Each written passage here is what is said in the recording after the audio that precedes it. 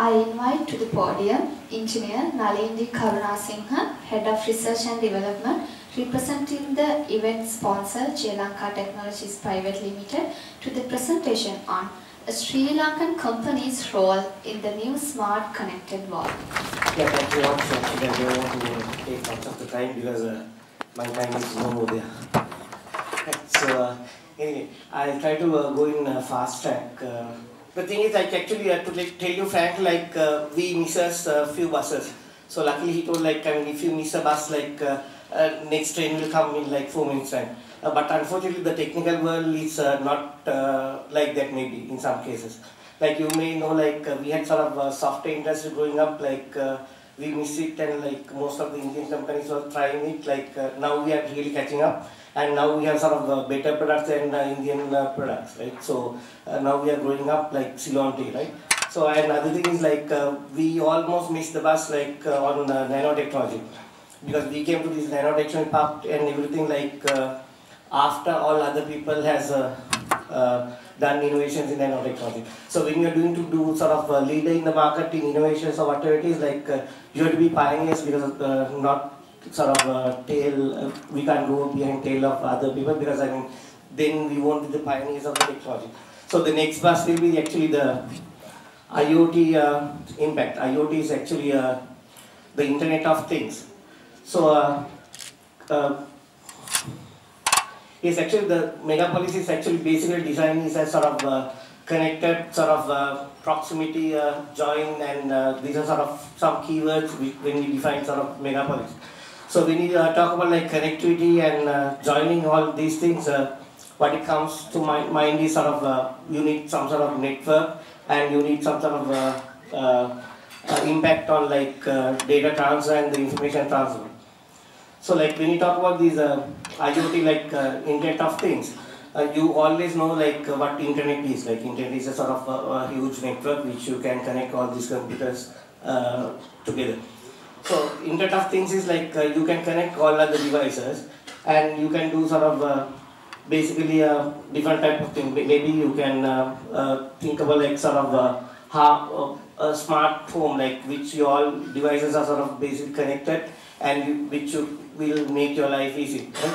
And other thing is like you have sort of machine-to-machine integration. Like, I mean, if you have sort of issues in your traffic, then it will be automatically sort of connected to the sort of can all maybe sometimes you might use these Google Maps, right?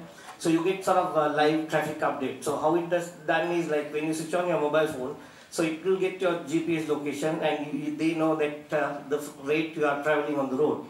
So if you you actually operate your mobile phone and check the Google Maps, so it will basically supply the information to the Google servers, and basically they can give you the feedback to others as well. So maybe you can reroute your pathway to your office, and maybe you can find less congested roads. And of course, in the city, like the other issue is like, so basically energy, like you can have sort of better energy management scenarios and things like that as well. So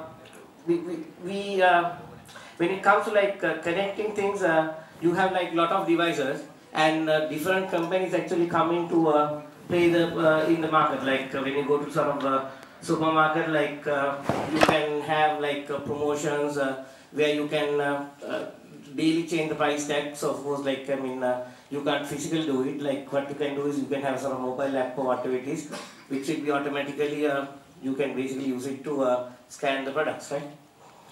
So so thing is like because we are talking about these IoT devices, the main issue is different companies actually come up with sort of different solutions, and people will expect like we will grow about like up to like 50 billion devices in future.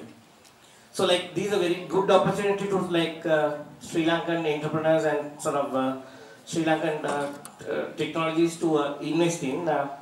And the other main issue is because of different scenarios, like, you know, like your Sony TV will have sort of a different way of controlling, and maybe your Samsung set up, have a separate remote control which work with different frequency band or like different protocol, and maybe your garage door opener will be working in sort of totally different way. So this issue is there.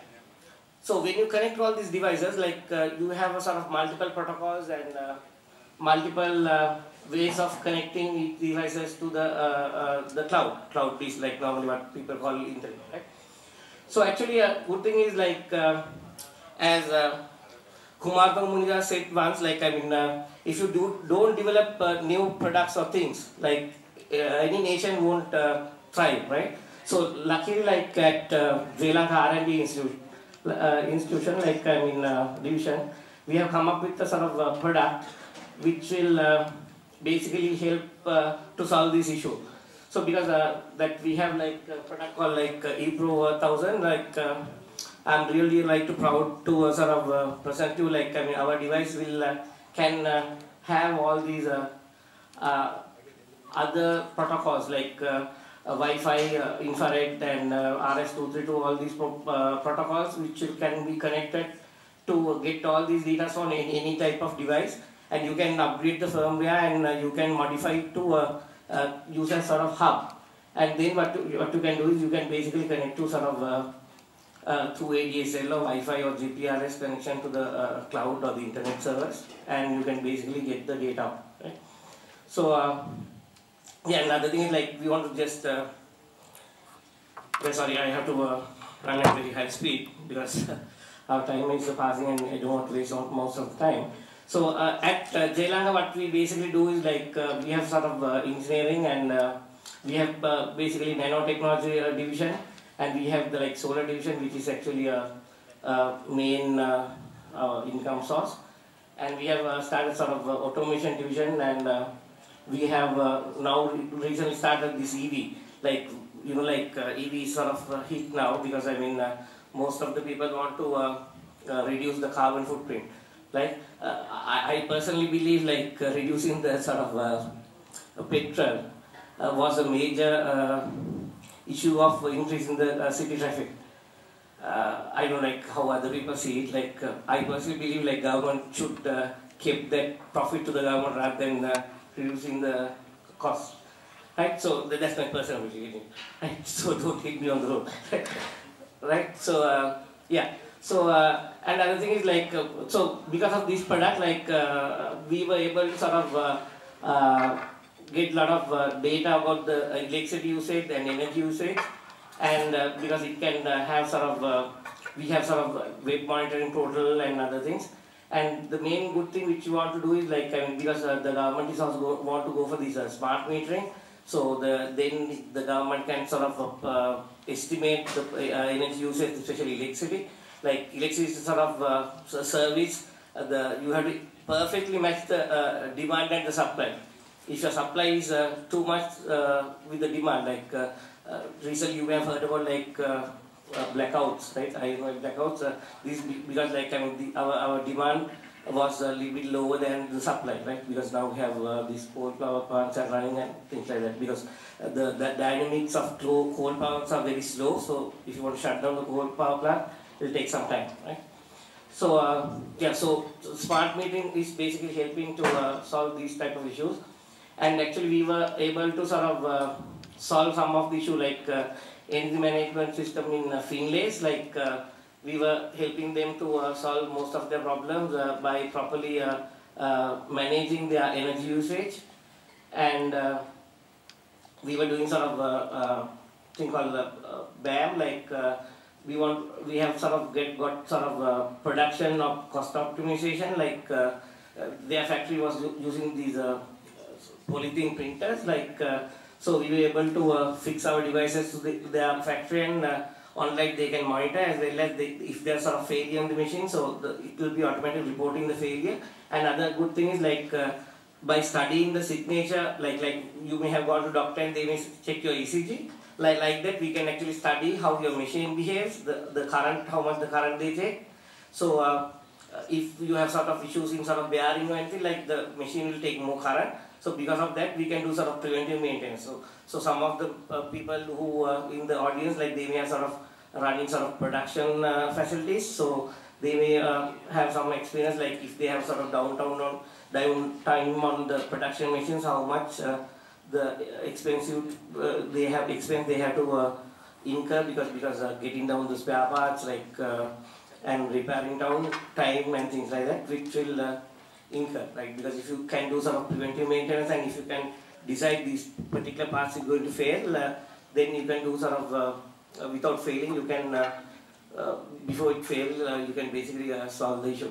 And yeah, so we were doing sort of energy performance analysis for like different sectors as well, because our meter was able to monitor the currents and power factor and all these 29 signals of the normal energy system. And we have another product to sort of basically sort of control your home, like maybe you want to switch on your AC before you go home, then and another thing is if you forget to switch off your AC when you go to office also, you can basically switch off and prevent some sort of money from that. So these are not only control, like I mean you can do sort of dynamically adaptive stuff, like when it's sort of raining outside, maybe you can reduce the AC temperature. The work of AC could be reduced and you can set temperature could be changed, like for example. And we have sort of developed sort of inverter which will be directly connected to the a pump, so you can have sort of solar panel which will be connected to pump, so you can automatically water your the farm as you need, right? So you can have sort of some storage system. So when the solar energy is available, you can utilize it, and sort of you can store the water in a sort of overhead tank instead of using sort of battery to store it, right? So yeah, and you can basically control according to the whatever the moisture content available on the soil, and so basically you can have sort of smart farm. Yeah, so these are sort of basic products we have developed. Yeah, so because I was running at sort of like an express train, and because I want to make much of your time, like and other things, like I want you to give more time on sort of to the panel discussion. So if you have sort of any question, like even after the panel discussion, you can meet me or some of my team members, like Hasita, like and Romelo and Sujeevan, and all these people are there from Sri Lanka, so you can basically ask like what are the products and what are the capabilities of our inventions. And yeah, another thing is like rather than being a sort of company which just import and sort of sell, like we are really proud to develop our own products and to bring sort of courage as well as bring our nation to sort of next level. Right? So thank you very much for listening to my presentation.